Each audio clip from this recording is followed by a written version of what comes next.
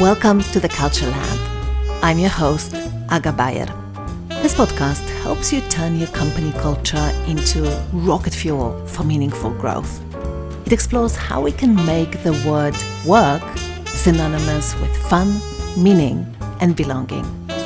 It looks at how we can build remarkable cultures that scale as our businesses grow and the world keeps on changing.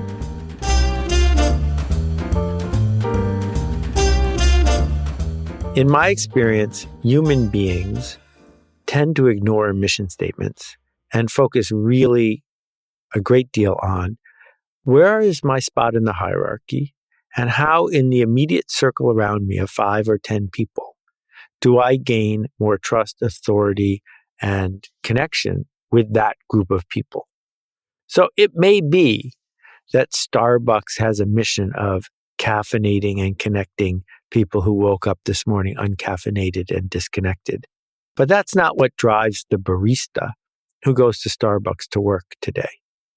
She is driven by, how does it feel to be in this particular Starbucks today?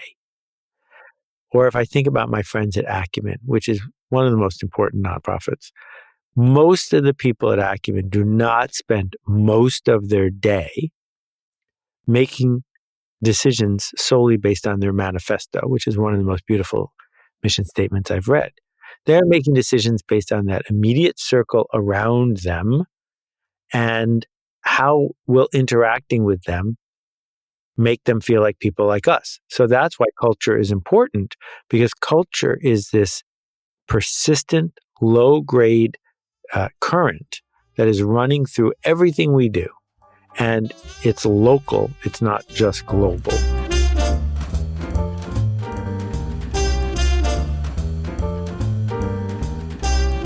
This episode is brought to you by CultureBrained, a one-of-a-kind global community for leaders and culture champions who want to learn new ways of cultivating remarkable cultures at scale in this brave new world of remote and hybrid work. The CultureBrained community is where we come together to answer some pretty darn hard, ungoogleable questions about culture. And our members get to participate in things like weekly huddles, masterclasses, flash mastermind groups, and talks from world-class experts on culture. And you know many of these experts from this podcast.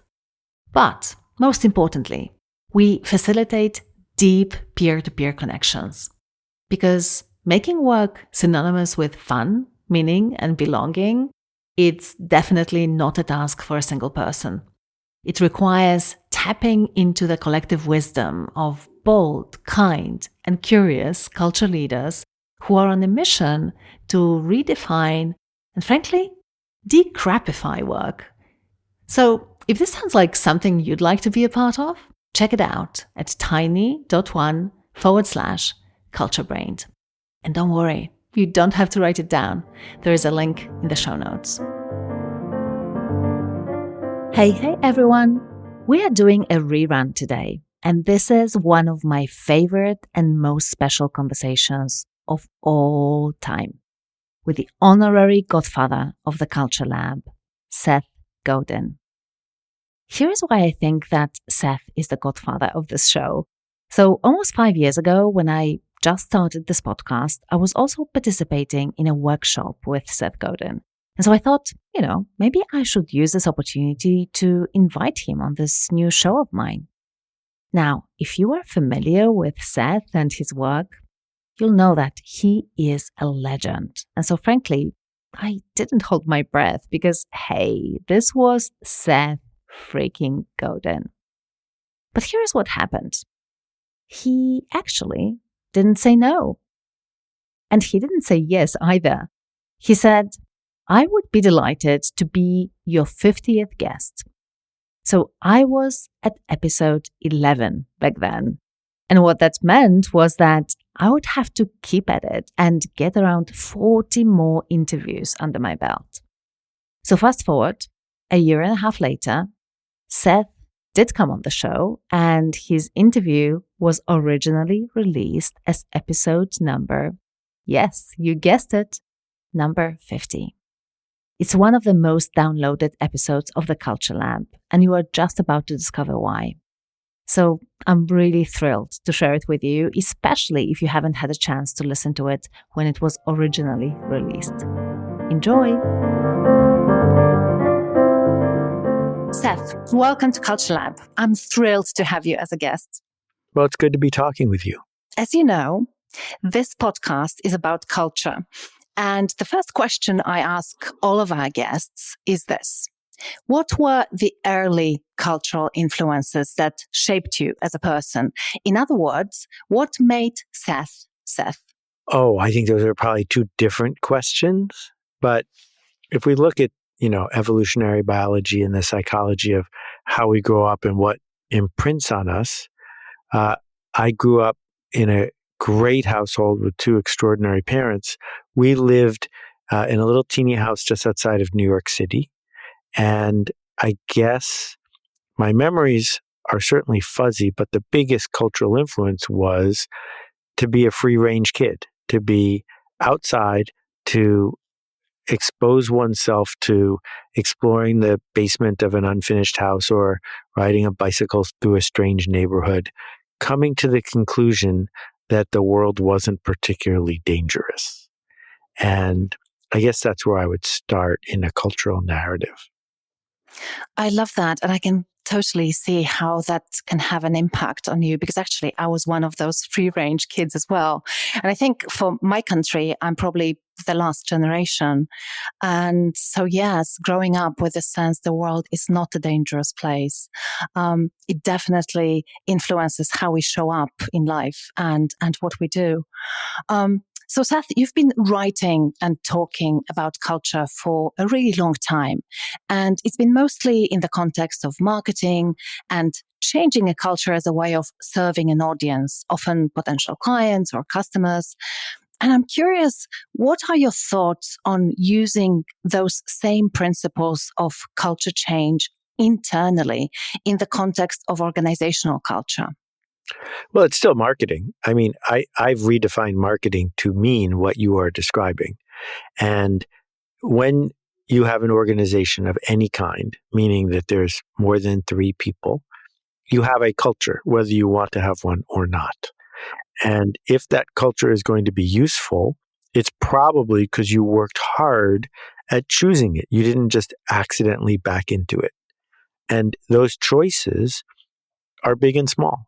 They are the things you do when the chips are down and it's difficult. They're the things you do when you think no one is looking. They're the things you do when the short-term pressure is to do the opposite.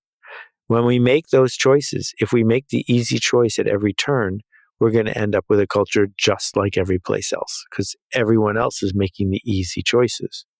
So the opportunity we have is to decide up front, what are we going to do when we have to make a hard choice so that we don't have to, in the moment, find reserves that might not be handy. Which makes me think of the experience that I've had in the marketing seminar. I participated in the marketing seminar twice and I loved it. And it's not just because of the content, which was amazing, and the incredible learning, but also because of this very distinct culture that emerged both times, actually. And so I imagine that probably, and I was very curious as a culture geek, as you can imagine. I was curious, how intentional were you and your team in cultivating the right culture and making these tough choices? Well, I'm thrilled that you were part of it, and I'm glad that you noticed this. It is the most important thing that we do. I've run these Udemy courses. More people have taken them than just about any other in the category. But there is zero culture in a Udemy course. There's just videos. So to move over to a platform that we have to build but from scratch, that isn't going to be as popular as a Udemy course, that's going to be less lucrative, there better be a good reason. And so at every turn, we have made choices about the kinds of interactions, about who we will amplify and who we will ask to calm down or step aside.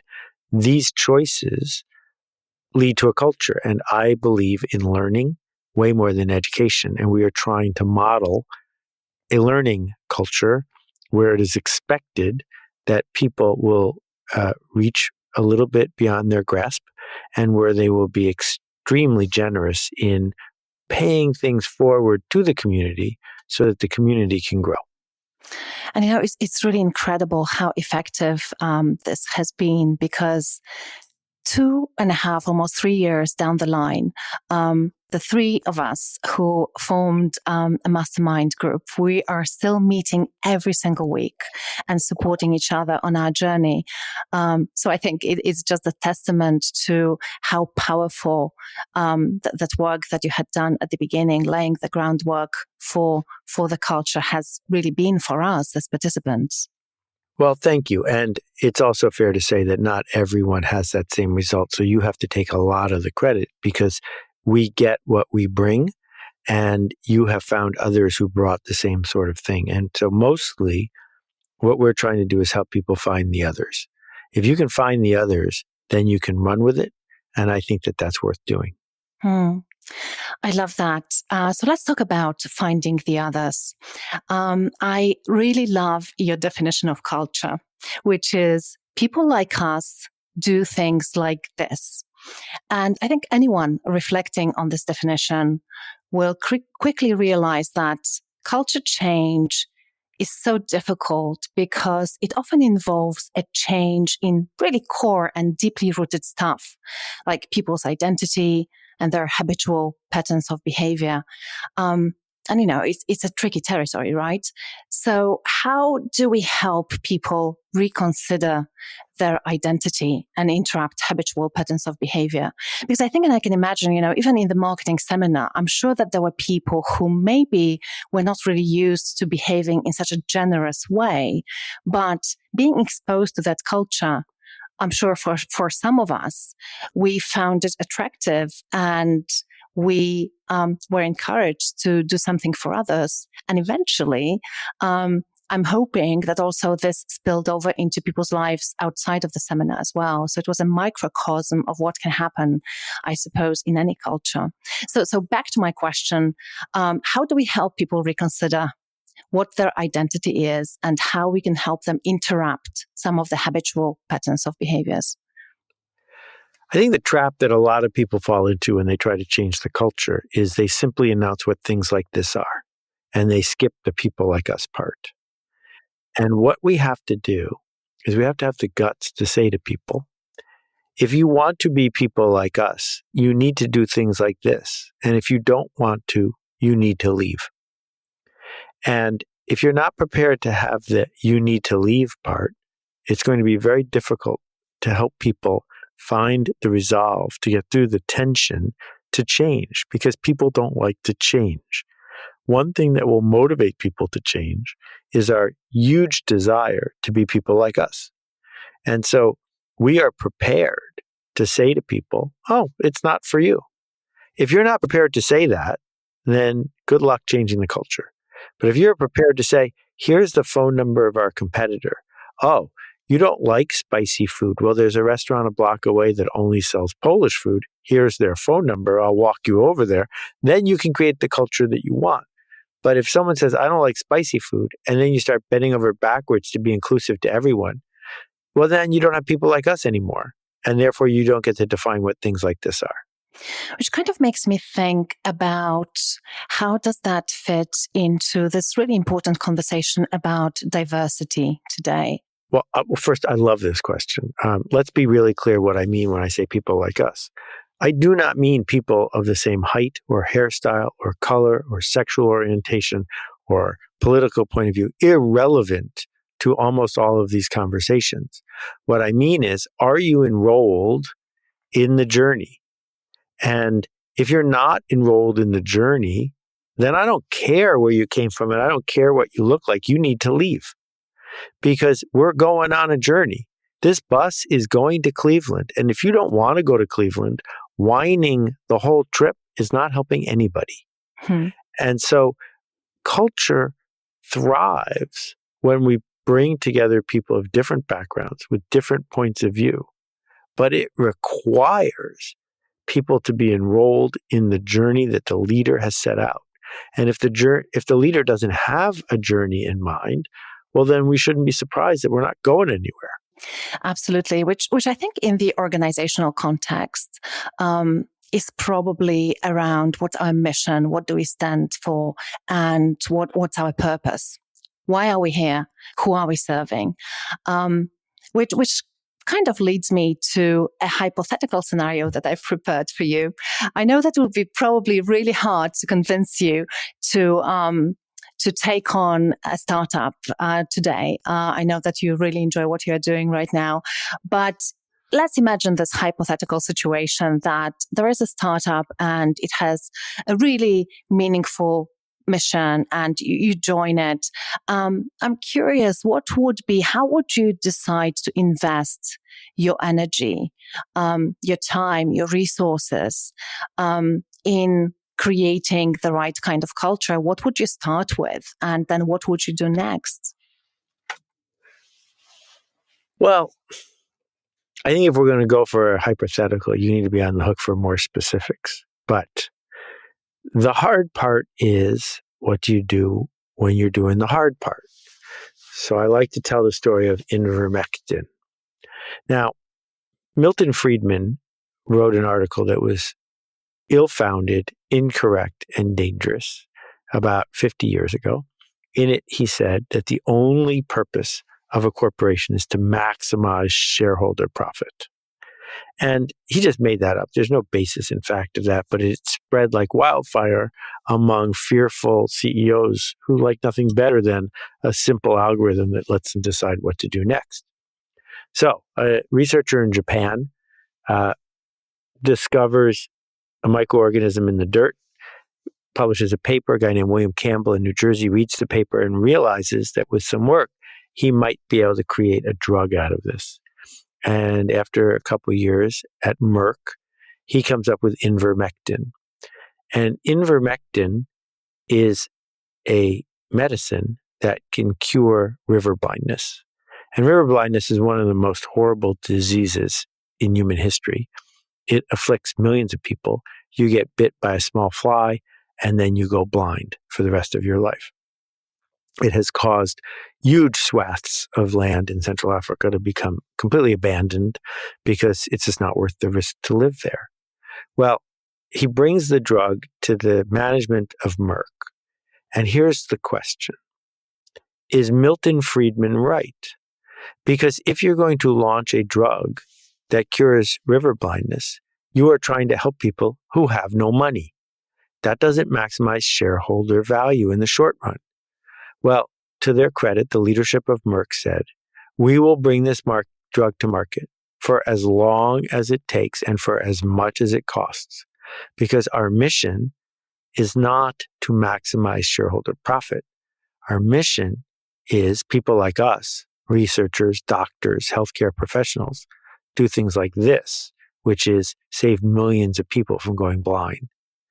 And to this day, a dose of ivermectin costs 12 cents. And as a result, there are millions of people who are not blind. Millions. That's a cultural choice. That's a choice that Merck made a very long time ago. Because what they have established for the doctors and the researchers and the scientists is, this is a good place to work because we're not just going to sit here trying to create opioid addicts. We are going to be a place that actually works to heal. And that's part of their mission, but it's easy to have a mission statement. What's hard to do is when ivermectin shows up to make a decision about what to do with it.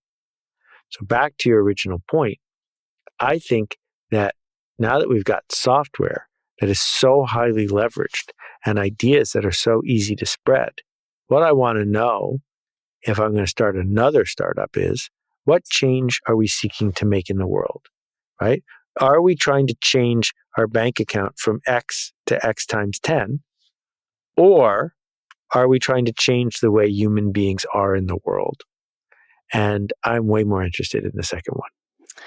And this is a wonderful foundation then to build on that tribe of people like us. Because when you are referring to that, I imagine it's about people who believe in that mission and who are willing to make difficult choices that serve the mission, even if it costs them money, right? Well, I'm going to disagree with you a little bit here because Okay. in my experience, that's not really the case. In my experience, human beings tend to ignore mission statements and focus really a great deal on where is my spot in the hierarchy and how in the immediate circle around me of 5 or 10 people do I gain more trust, authority, and connection with that group of people. So it may be that Starbucks has a mission of caffeinating and connecting people who woke up this morning uncaffeinated and disconnected. But that's not what drives the barista who goes to Starbucks to work today. She is driven by how does it feel to be in this particular Starbucks today? Or if I think about my friends at Acumen, which is one of the most important nonprofits, most of the people at Acumen do not spend most of their day making decisions solely based on their manifesto, which is one of the most beautiful mission statements I've read. They're making decisions based on that immediate circle around them and how will interacting with them make them feel like people like us. So that's why culture is important, because culture is this persistent, low-grade current that is running through everything we do. And it's local, it's not just global. I love that. And I think it's such an important point to make. And it's really helpful for me as well, because actually, yes, we have to be pragmatic and we have to think about what experience people have in every single small part of the organization, which kind of makes me think about this quote that I have in my electronic signature. And everyone who gets an email from me also gets to read this. We can't change the culture, but each of us has the opportunity to change a culture, our little pocket of the world. And of course, this quote is from you. And I think what you've just said speaks to that. Why not the culture? Why a culture? Because then it really becomes feasible for anyone to be cultivating or shaping that environment around them, right? Exactly. And it doesn't let us off the hook, right? A mission statement that was crafted by a big committee lets everyone else off the hook because, if you work 25 levels down at the Red Cross, their giant mission statement has very little to do with what you're going to navigate between 1 o'clock and 2 o'clock this afternoon. Mm-hmm. Absolutely. Okay, so let's go to my second hypothetical scenario, and I'm going to be more specific this time. So imagine that you agreed to take the role of a CEO in an organization. And it has an important mission. It has a potential.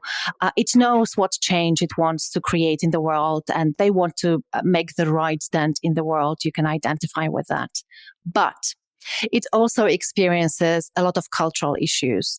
And soon after you join, you realize that there is unhealthy competition, politics, maybe people feel paralyzed by perfectionism and fear of failure and fear of appearing incompetent. And those in the position of power talk about empowerment, but are not really willing to relinquish their own power. Others just want to play it safe. So what would you do to take things forward and cultivate a culture that would help this company do the work that matters for the people who care? Well, you've just described every organization at some level. Yeah.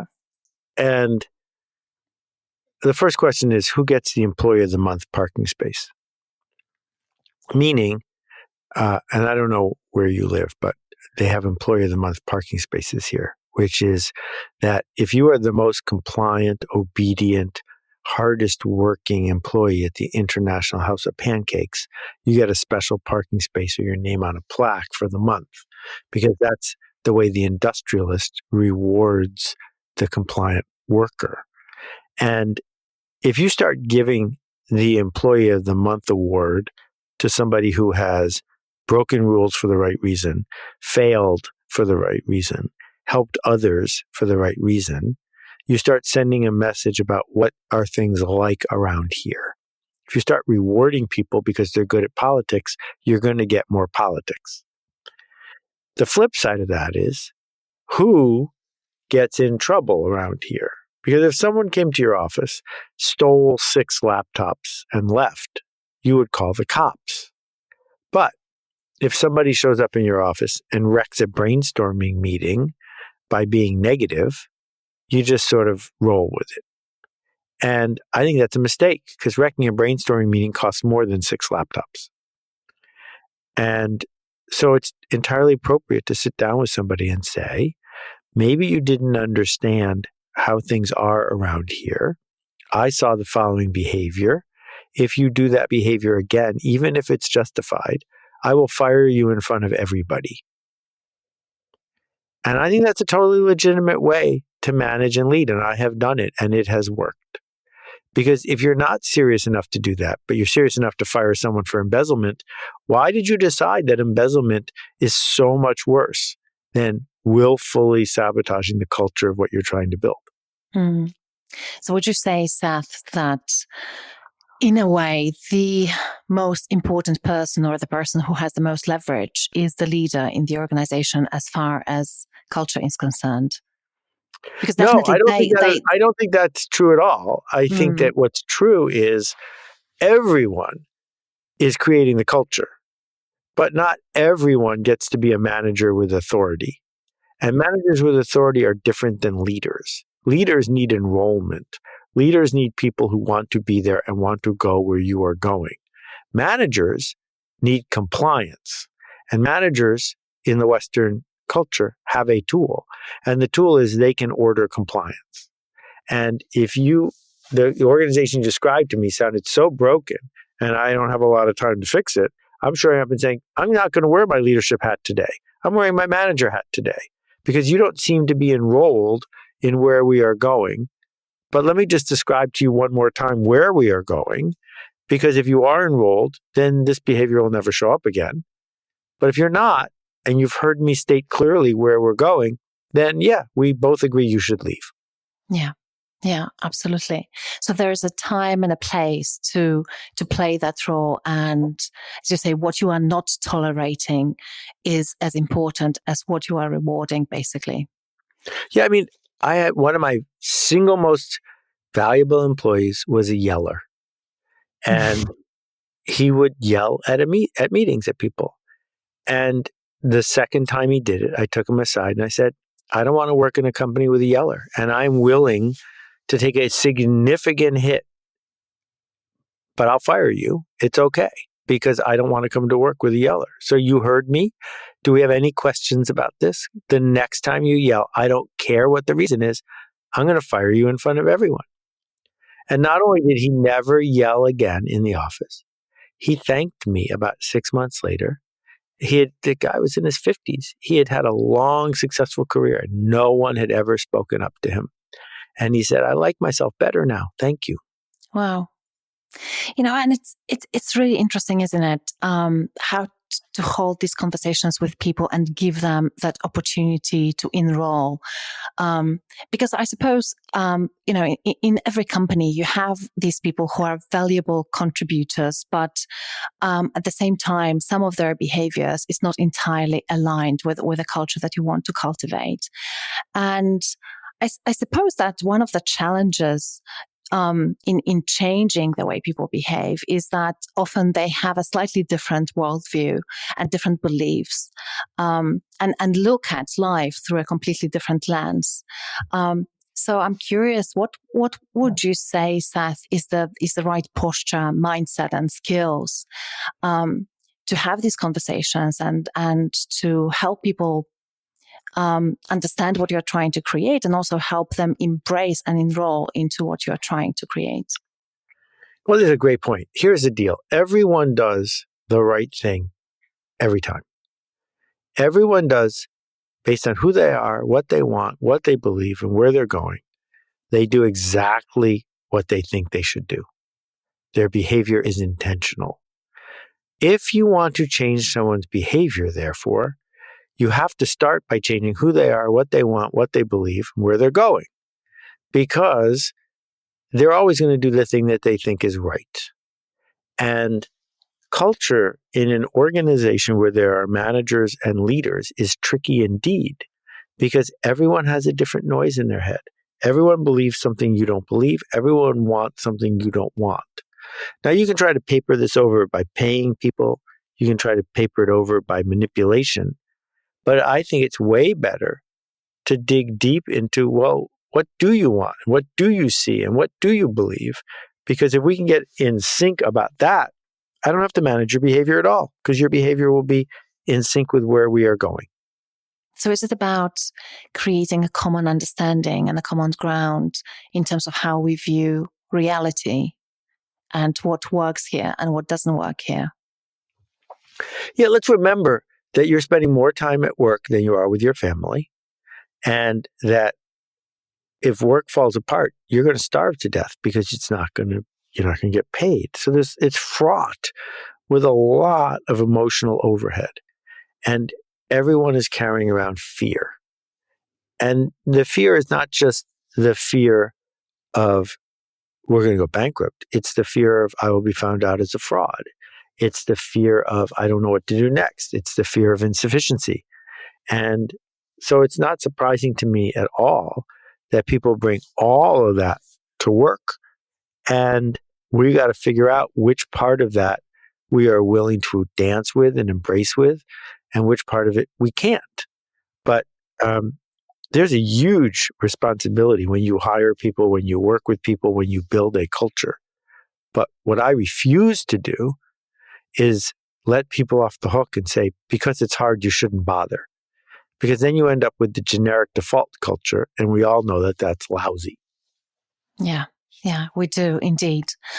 So I want us to a little bit to stay with this notion of the stuff, the luggage that people carry, and the stuff that we all bring into the workplace, and how it causes us to show up. And I think very often one of the big frustrations that a lot of people share with me, and I'm sure with you as well, is that their colleagues will say, well, yeah, we've tried this hasn't worked here, or this will never work here, or some other form of resistance, or at least this is interpreted as resistance.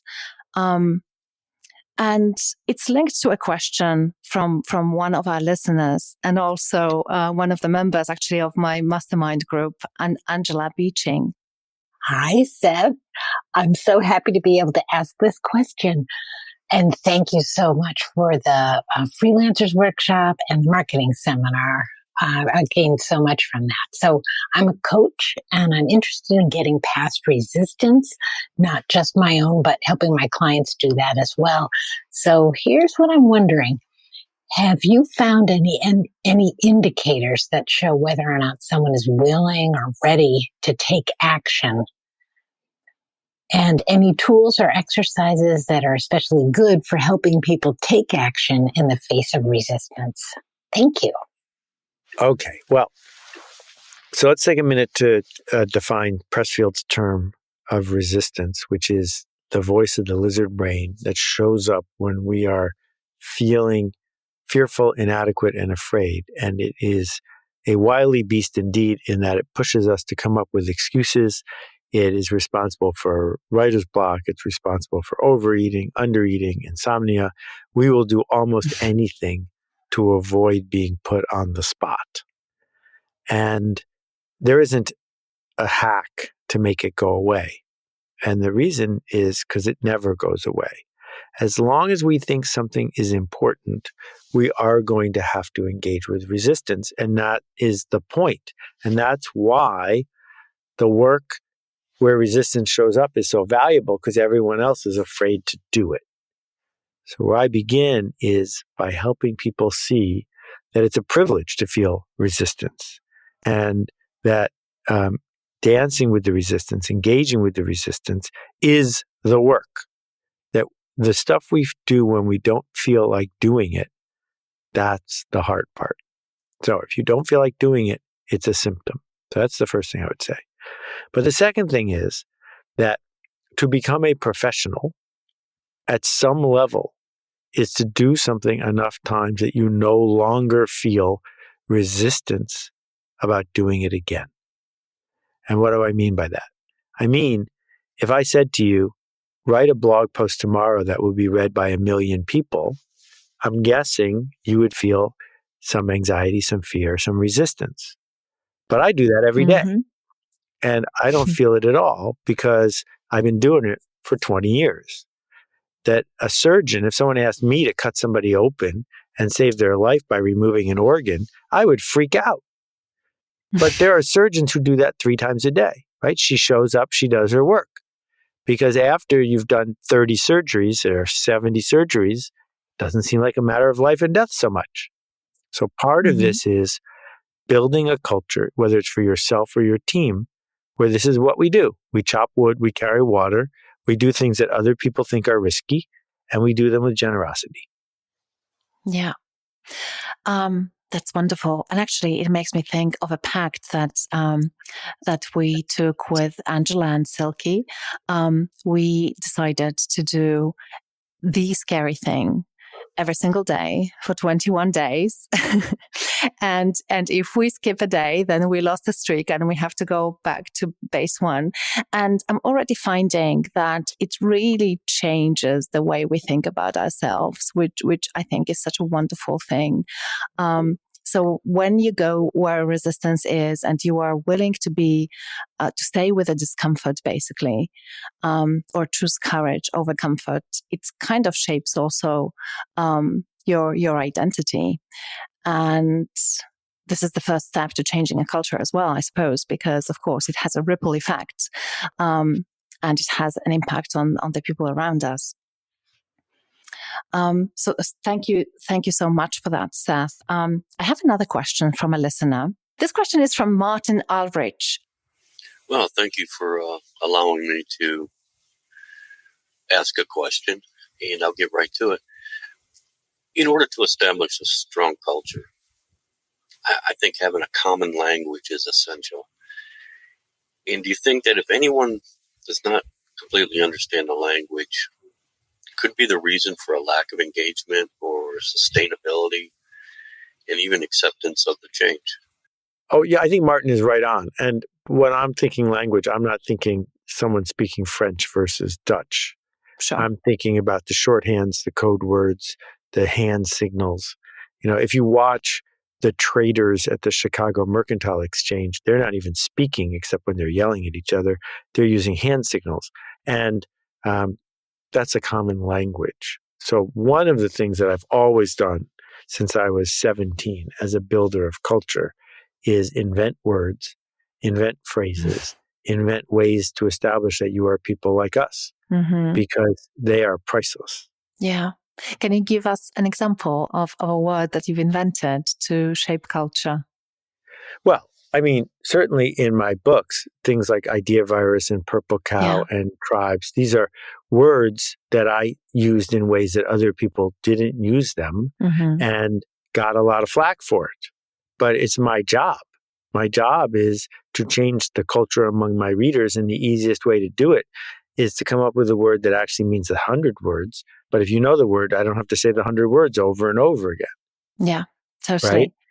And, you know, in my first job as a teacher, and this was my 42nd summer up in Canada doing it, when you teach a kid how to paddle a 17-foot canoe by themselves, a lot of it is, here are 10 words you've never heard or seen before.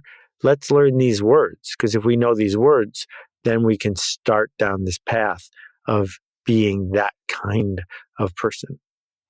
Wow, I love that. Giving people the language, absolutely. Love that. It's also interesting to see how some of the companies that are really good at shaping culture, how they're using language. Like recently I've interviewed Gary Ridge from WD-40, and he told me they banned, and they don't use the word manager anymore. They only have coaches. And someone would argue, well, probably they do quite similar things, but I really think that by using this word coach only and never referring to people who have people responsibility, never referring to them as managers, I really do think that it has an impact on how people see themselves and also how people see their managers. If you follow through, otherwise it's Orwellian. Totally, yeah. And it breeds cynicism, absolutely. So next question is from Steve. As an agile coach, I keep finding executives and C-level that can talk the talk of agility, but they cannot walk the walk. What recommendations do you have to engage executives, C-level stakeholders, so that they are not fueling that chasm, fueling that dichotomy? How could I get them fully engaged? Thank you. Okay, well, let me first address the substantive, smaller part of the question, which is agile coaching is misnamed. It should be called failure coaching because that's what agile is. Agile is about lowering the water to see the rocks in the stream. But it also means that you have way more short-term failure on your way to better long-term success. And hiding that doesn't help you move forward. That the reason that organizations are structured the way they are before they embrace Agile is because it feels safer. It feels safer to have more meetings, more layers, more tests that are insulating you from the reality of the market or of physics. Inside the, I think it's not the altMBA, inside the marketing seminar, one of the questions I like to talk about is not the hackneyed, what would you do if you knew you couldn't fail? Because the answer to that is you should be Superman. But instead the question is, what would you do if you knew you would fail? If you knew it wasn't going to work, what would you do where you could actually learn something? Well, that's a version of Agile. And so when people show up and say, I'm pushing back on you, what they're not pushing back on is the efficacy of your approach. What they're pushing back on is the feeling that they will have today and tomorrow and the next day of dancing with failure. Which leads to the bigger question, which is, what does enrollment look like? Enrollment is almost always about long-term versus short-term. It's not hard at all to get enrollment in the short term because you want chocolate, here's chocolate. Okay, we're done. Enrollment in the long term is give up 3 things you want so you can get something you want even more tomorrow. We need enrollment to get there. And so if you got a client who is pushing back, it may be because he or she hasn't been sold hard enough on what are you giving up to get what you want in the long run. Yeah. Yeah. And having a conversation around that, I suppose, first, what is it that you want in the long run and what would be the best way to get there? And I think very often when people start reflecting on it, they do realize that they will not get there by doing the same stuff they've been doing for the past 20 years. Bingo. Yeah. That's wonderful. And I think that, there's one question I just want our listeners to hear that from you.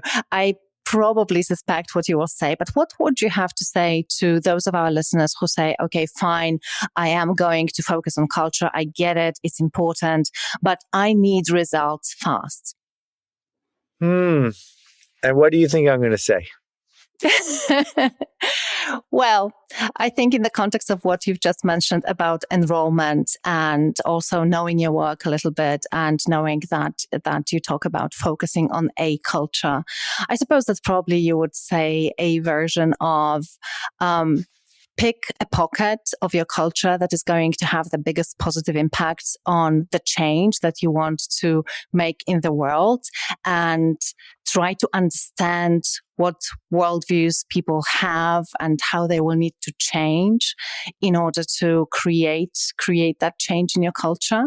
And then focus all your energy, all your resources, or all everything that you have to really pull that lever and make that change. So don't try to do it all, and don't expect that it's going to be an overnight change, but it's a big assumption. So over to you. I love that answer.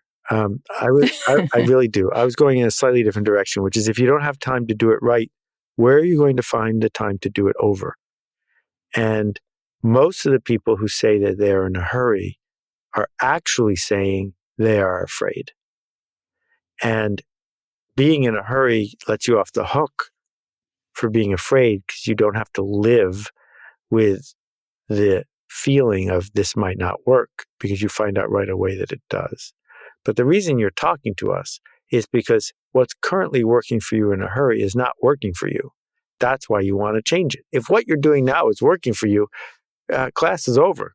Thanks for coming. Mm. But if it's not working for you, maybe you're in this cycle because you keep trying to do something that's going to work in the short run. And I completely concur with you that the transition is all about racking up wins as you go. But there are no wins that are as fast as what you're doing now. They just work better, but they're not faster. Mm-hmm. Wow. But it just hit me so hard in a positive way, what you've just said about when people say that they are in a hurry, they are actually in a place of fear. I think it's so true. Yeah, that's incredible. Okay, so shall we move on to the rapid fire questions? Okay, let's go. I have 5 questions, and the idea is that you'll try to answer them in under 2 minutes. And the first one, I think we've answered partially, but I'm curious if you will have something slightly different for us. How do you define organizational culture? Well, I think it's the thing that arises when human beings interact with each other. And what would be the signs that a company culture needs some work, or perhaps even a major overhaul? Well, is it helping you get what you want? Because if it isn't, then you probably need to change it. Do you admire any companies for their culture? And if yes, why?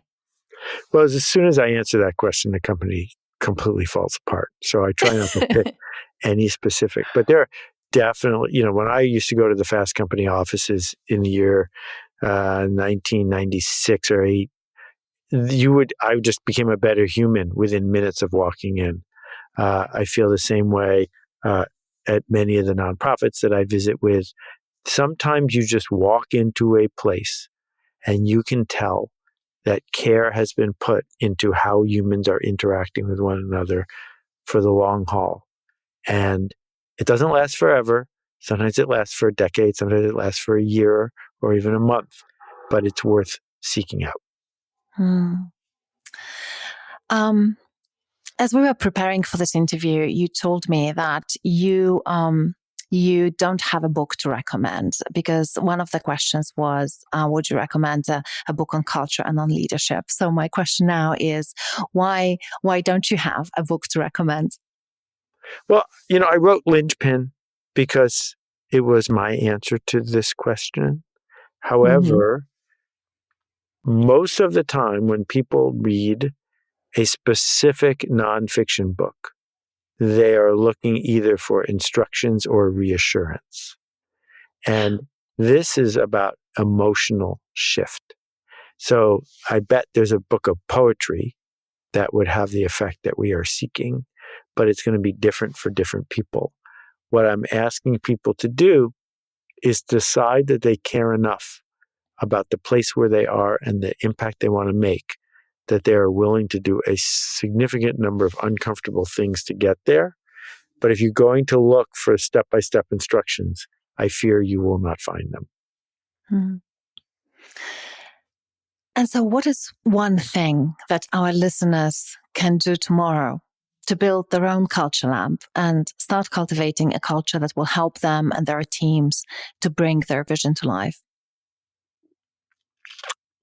Well, my glib answer is stop looking for one thing. But my better, more generous answer is start to imagine the most positive, effective culture you've experienced in a given situation. And now, when you're in the situation that you're in, Imagine how it would be different if it was in that culture instead of the culture you're currently working in. That if we can start benchmarking the best versions of how culture cause us to change, then we can say, oh, I could apply that here.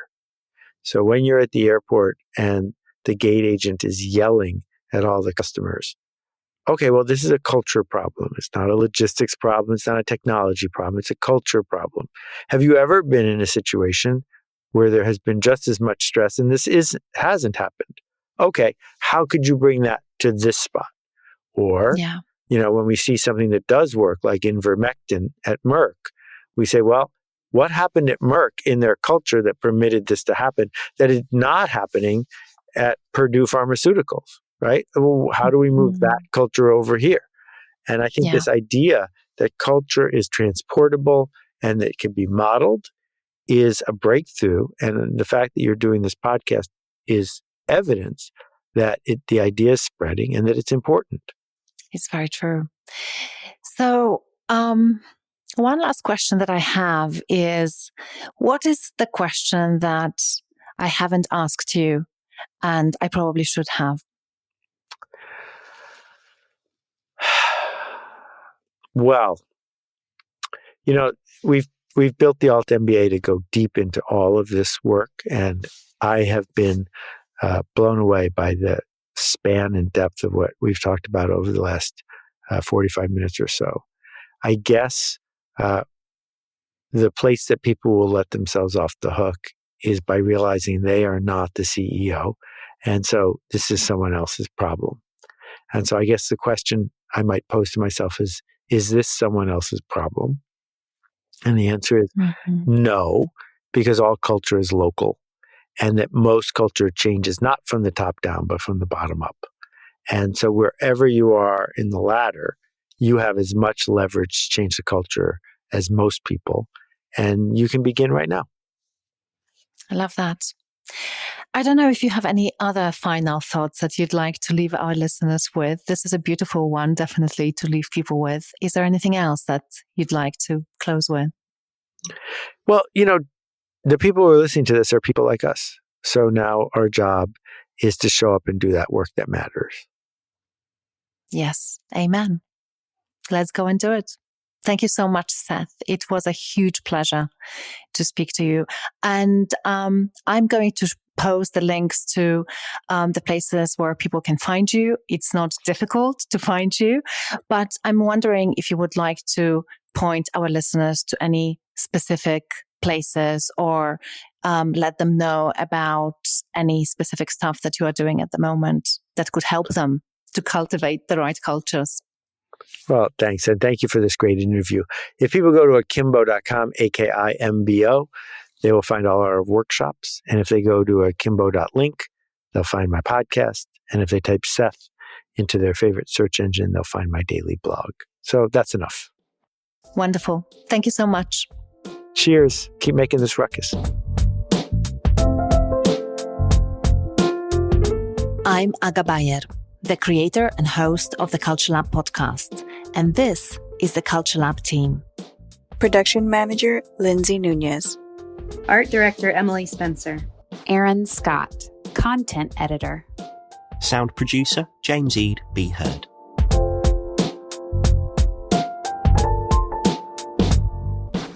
Thank you for joining us for this episode of the Culture Lab podcast. Seth and I hope that it will inspire you to think broader and deeper about helping groups of people explore who they are, what they want, what they believe, and where they are going, so that you can have more success in shaping your company culture. And if you'd like an opportunity to interact with guests of the Culture Lab podcast in live sessions, where you can learn more on the topic that they discuss on the show, this is one of the many benefits you'd enjoy if you are a member of the CultureBrained community. So CultureBrained is one-of-a-kind global community for culture leaders who look for new ways of cultivating remarkable cultures in this brave new world of remote and hybrid work. If you are in charge of a culture-shaping project, and if you believe that work should be synonymous with fun, meaning, and belonging, you'd probably feel right at home in our community. It's a really diverse group of culture leaders from Fortune 100 to tiny startups on a rapid growth trajectory. And what brings us together is a passion for cultivating a healthy culture at scale. We are guided by our values of being bold, being kind, and being curious. And we'd love for you to join us, if it feels like the right fit for you, of course. So you can learn more about CultureBrained at tiny.one/CultureBrained, and you'll find the link in the show notes. Thanks for tuning in and listening to this episode of the Culture Lab podcast.